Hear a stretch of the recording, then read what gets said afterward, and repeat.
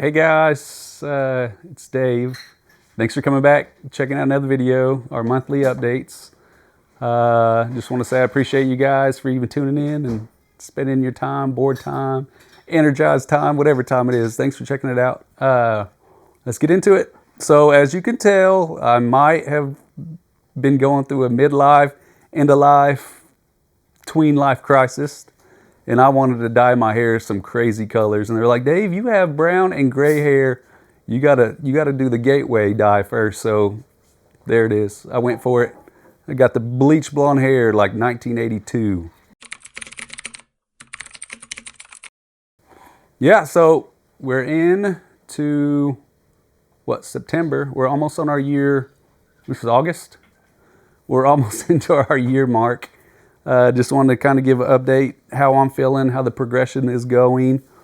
Hands, legs, breathing. If you guys have seen any of my other videos, you kind of know that's where I feel it the most is my legs kind of progression. But my arms, I feel like are starting to catch back up. I can still move at my shoulders. I still have range of motion, but everything is heavier. If there's any kind of resistance, like if there's a blanket on me, I can't even lift it. I can't really grip. My dexterity is all the way off, so I can't grip anything. My legs, if Natalie is, or whoever caregiver at the time is helping me transfer or lifting me out of seats, if my knees are extended, we can kind of drag my feet and get from spot A to spot B. It's just, it takes the breath out of me, and it's pretty tiring. My lungs, if you can see now, like I kind of wince sitting up or at an angle at all. You can definitely, I can feel it, like just being long-winded or talking too much, I can feel catching my breath. But laying down is where my lungs are super affected. I started noticing that physical therapy within this last couple weeks. I used to be able to lay back with a wedge and be able to catch my breath kind of as we're stretching legs and this and that. But as the last couple weeks, with any kind of like decline at all, I couldn't breathe. So we haven't really been able to get range of motion and stretching on my legs. Today, we actually brought my BiPAP? My breathing apparatus, and that's what I use whenever I'm sleeping. And I could actually lay back and got my legs stretched today, so that was awesome. What's getting me by from day to day is, you know, what book I should listen to, what movie I should watch, what podcast I should listen to. And another new hobby, because I can't play video games anymore, I've been playing chess, chess.com. Here's the shout out, here's the plug. If you're bored during the day and you want to challenge me to a rapid, if you're good, it's an easy victory. If you suck, prepare to get your butt whooped. We'll put a caption at the bottom. It's Chauncey 25. Bring it on. So yeah, if you're good and you want to get a little confidence booster, come play me. If you suck and you want to learn, I'm going to beat you. That was a terrible plug. No one's going to want to play me now, or all the good people are just going to want to boost. Also, this month, it's that time of the season. I don't know if you're a big fan of the pigskin, but it's football season. We're getting to football season. I got to do my first couple of fantasy football drafts with some friends that we've had a league for 11 years. It went really well, except for my incontinence and my catheter bag. It was faulty, and I got pee shy and waited till Natalie picked me up like a little kid from the draft. And then I peed in the bag and just peed all over myself. So we're still trying to figure out like the ends and pieces to what we're doing. I mean, it seems like every progression is devastating when it first hits you. And like, how am I going to recover from this? We know how ugly this disease is, but we also are just, going with it, flowing with it, and trying to put our mindset in the right place to make this livable. At physical therapy, there's a standing apparatus that it's a chair that you like hand crank and it'll help you stand up. I love it. I can't do it every time I'm there. I go to physical therapy 3 times a week usually. It is kind of tiring the next day. I'll feel it, but it stands you up, and I can breathe. I can stand tall. Like, it helps with my psyche. It helps with breathing. But I get to stand up for a little bit. They put little arm support wedges to keep my arms up. We're still doing the soft tissue and like fascia scraping and range of motion, stretching my shoulders and legs and arms. So that's been awesome. And so, oh yeah, I wanted to add one more thing. I know I was being like, I was simping last video, and I was like, man, I didn't get to get in the pool on my daughter's birthday. I was like, I thought it'd be a nuisance or like an inconvenience for everybody I didn't want to take from the show. We actually had the gumption. No, not the gumption. I got in the water. Forced gumption. We got in the water. I was super nervous, super anxious, super scared. Because I mean, with physical therapy and certain like stretching, or we did the anti-gravity treadmill before, and I felt so fatigued afterwards. So I was like, good, I'm going to get in the pool, be devastated because it's going to take all my energy. So it's kind of already in my head. We did a trial run at my buddy Travis's at his mom's house, and Natalie wanted to find me some kind of flotation device. So she bought me off of Amazon the big dumper, or it looks like a huge diaper, like for your midsection, that is supposed to be a flotation device. But if you don't have the core strength and the top heavy, like all I did is my front just floated to the air, and it wasn't super practical. Then we tried a life jacket. It was a little too constricting, but I got in the water, felt great. Legs, I could walk them. I could support my own body weight. My arms, I could move them through the water.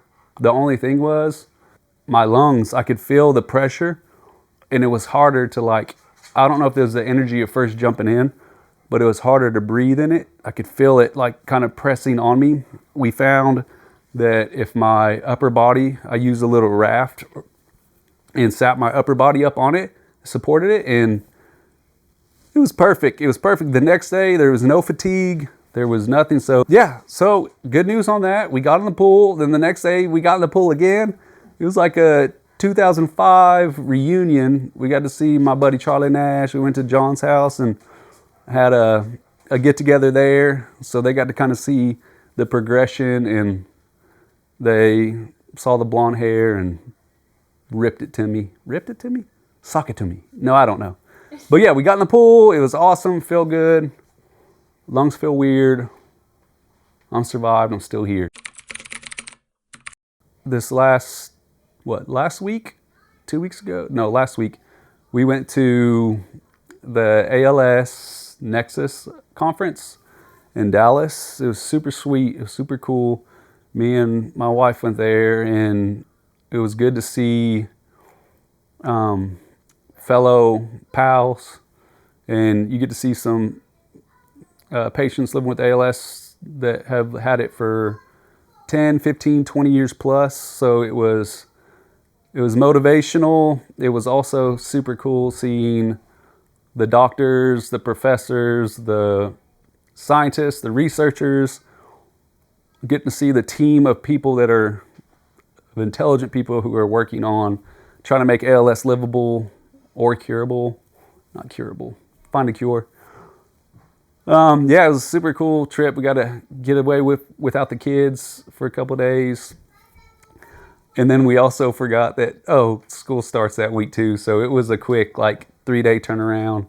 We didn't get to stay for the whole trip, but two of my favorite courses that we got to stay in was a respiratory, and it broke down why you're losing, or what is causing your loss of lung function, and your diaphragm and all your core muscles, what affects all that.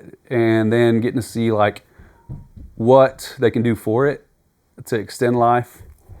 And then also the other one I really liked was movement with ALS, and how important, I know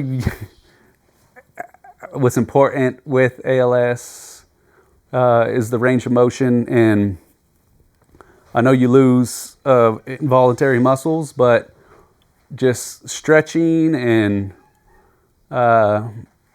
whether it's your caregiver or physical therapy, the importance of that, because your body needs to move, loves to move, has to move. So, and then diet, the dietitian, and like, they don't want you to lose weight with ALS. So I don't know. It was good. I don't want to talk too much on that, but high regards for the ALS Association and getting to see the Nexus event, getting to see fellow pals and cows, getting to see their caregivers with them, and getting to talk with a couple people about, because I mean, me and Allie are fairly new to this. We're working on our first year of it, so getting to talk to some veteran people and from both sides, from the caregiver side to the person actually living with it. We also got interviewed by one of the marketing ladies of the ALS Association that did an interview between me and Natalie with the caregiver and the patient living with ALS, and kind of your struggles. And it was a pretty intimate, sweet little interview, which I would have been scared crapless if I didn't have some practice here, because I actually am camera shy. That is the truth of it, but it was fun getting to be a little more familiar, getting to do these videos with one of our good friends, Travis. So yeah, shout out to that. Shout out to him. Shout out to what? I didn't even give a shout out there. Oh, I spoke super high of all the positive things that happened there. There was also another part that I haven't really been familiar with. I got into a bit of an altercation. I lost my cool. It could have been the whiskey. It could have been the tequila. It could have been my emotions. But there was a guy pitching reversals and pitching this, and told me to my face I'm too angry to be cured, and until I learn these little blah blah blahs, I'm not going to be cured. And I think I threatened him. Well, allegedly, I threatened to run him over with my scooter, which I'm not proud of. It's not my fondest moment, but he kind of put the blame back on me. And I was like, well, you think I want to have this disease and not be there for my kids and not be able to play, blah, blah, blah, blah.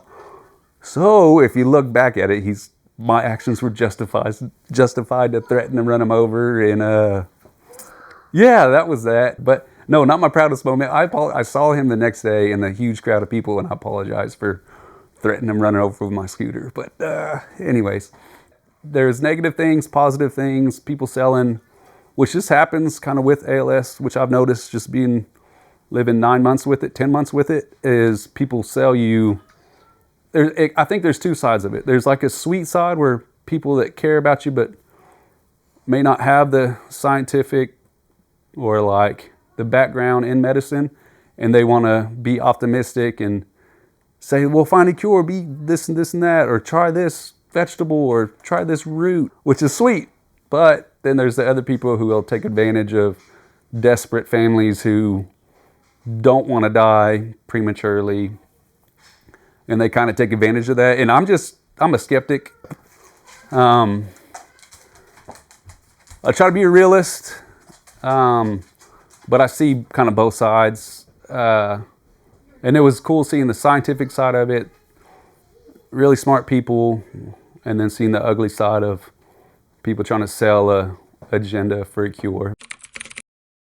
Shout out to my kids, love them, motivating. It was good to get out of town, go to Dallas with me and Natalie, but I was also like, I miss my kids. I like being around them. They add to the life, their energy kind of. I try to match it as best as I can, but Kelsey too, another shout out to her. She actually has been coming to the house doing house visits to cut my hair. She actually gave my son a haircut too, but she's doing home visits. We're trying to figure out a way to get my physical therapist to come.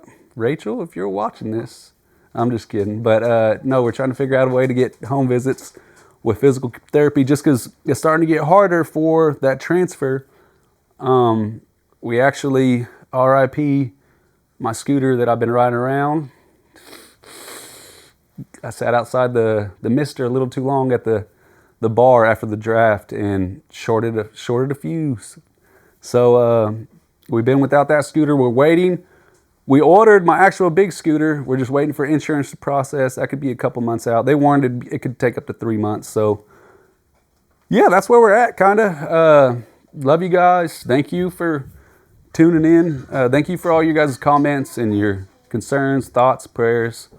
They don't go unnoticed. They don't go unwarranted. They help me throughout my day right now. Whenever I get down, I said this before, but my neurologist is like, well, the main thing is we got to check with you can still speak. You don't sound like you have ALS. That's pretty good. And if your mouth starts deteriorating or shrinking, that's another problem. So when I'm getting down, I always do the tongue to nose test to see if I'm still here. And I'm still here, baby. All right, that's it. See you later.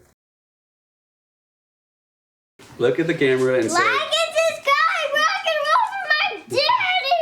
Subscribe. Like and subscribe, rock and roll for my daddy. 2, 3. Rock and roll for my daddy. And subscribe. All right. Try it. Say like and subscribe for my One daddy. sign for Ryan. You did a rhyme. You did a rhyme. No, say like and subscribe for my daddy. No. My